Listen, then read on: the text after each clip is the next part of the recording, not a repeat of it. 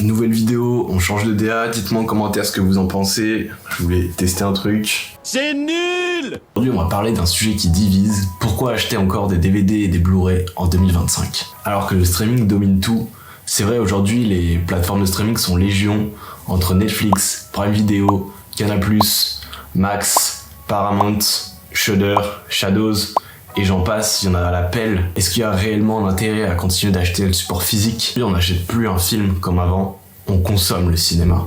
Aujourd'hui, le cinéma, c'est vendre des pop-corn. C'est pas la qualité du film, c'est combien de personnes vont venir le voir, et donc combien de litres de coca, combien de pop-corn et combien de Haribo. Tu savais qu'à l'origine, Netflix, fondée en 1997, c'était une société qui proposait des DVD à la location ou à l'achat à domicile. Et c'est à partir de 2002 qu'ils ont lancé un abonnement mensuel. En 2007, ils ont commencé à faire de la VOD, donc vidéo à la demande. Et c'est en 2013 qu'ils ont lancé leur première création originale, House of Cards. Dis-le moi en commentaire si tu savais cette anecdote. La réponse à la première question que je vous ai posée, c'est oui. Et je vais vous expliquer pourquoi dans ma vidéo. La disparition des contenus. C'était jamais arrivé de te dire « Ah putain, je me ferais bien les Fast and Furious ou les Harry Potter » en disant « Ah ouais, ils sont sur Netflix » et en fait, bah non, ils sont plus disponibles. Et bah quand t'as les films en physique, c'est un problème qui n'arrive pas. Et parfois, il y a des films que tu voulais regarder, mais bizarrement, ils ont été censurés par les plateformes, du coup plus disponibles.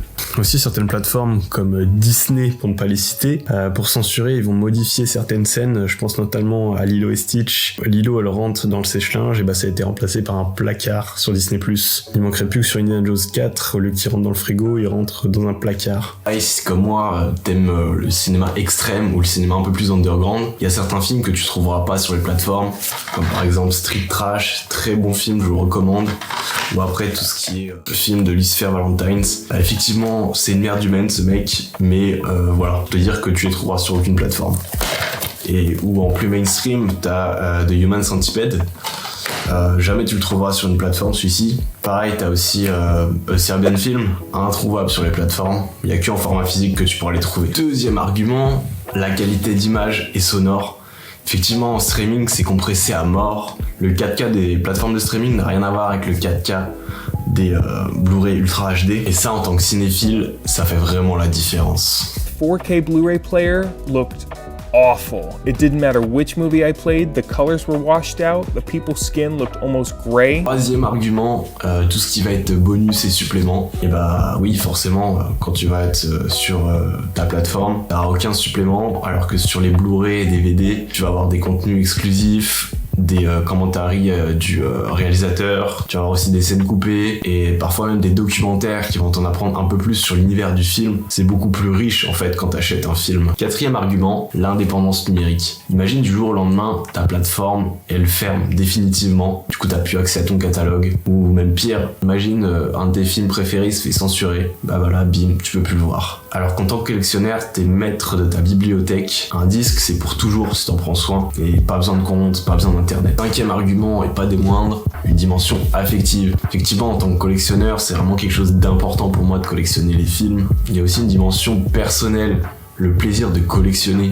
En fait, d'avoir un bel objet entre les mains, une belle jaquette, pouvoir la tourner, la visualiser et puis la ranger sur une étagère là où t'as classé tes films, soit par genre, soit par ordre alphabétique. En fait, c'est vraiment une expérience que tu retrouveras pas sur un catalogue numérique. Et ça, je trouve que c'est dommage. D'ailleurs, ça me rappelle une anecdote. Pendant mon enfance, mon père, il m'emmenait souvent au vidéoclub pour louer des DVD pour le week-end.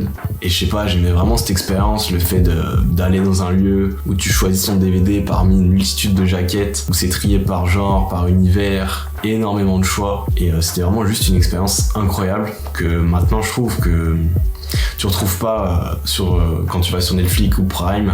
T'es là, tu scrolls, en fait c'est comme quand t'es sur TikTok finalement. Et parfois, quand je cherche un film sur ce genre de plateforme, je passe plus de temps à chercher un film que réellement à le regarder. Alors que là-bas, en fait, je sais pas, je prenais la jaquette et les films me donnaient plus envie.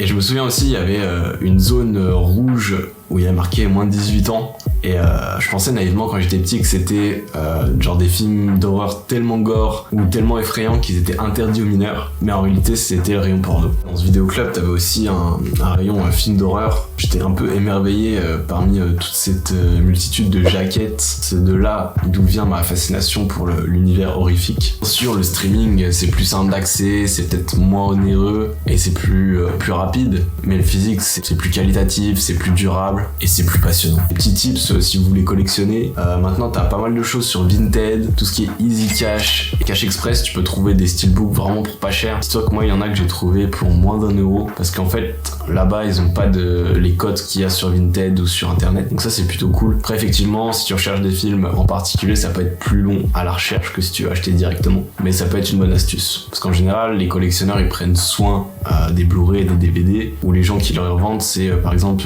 tu sais, on t'a offert un film pour ton anniv ou pour Noël, mais du coup, toi, ça te plaît pas et tu le ramènes, donc voilà, il n'est jamais servi. Et toi, dis-moi en commentaire, t'es plus team physique ou team streaming? N'hésite pas à liker si la vidéo t'a plu, à t'abonner si c'est pas déjà fait, et tu peux aussi partager les vidéos pour me soutenir, ça me ferait énormément plaisir. Pour la prochaine vidéo, je te ferai une vidéo sur le lore entier de Terrifier. N'hésite pas à t'abonner, à bientôt!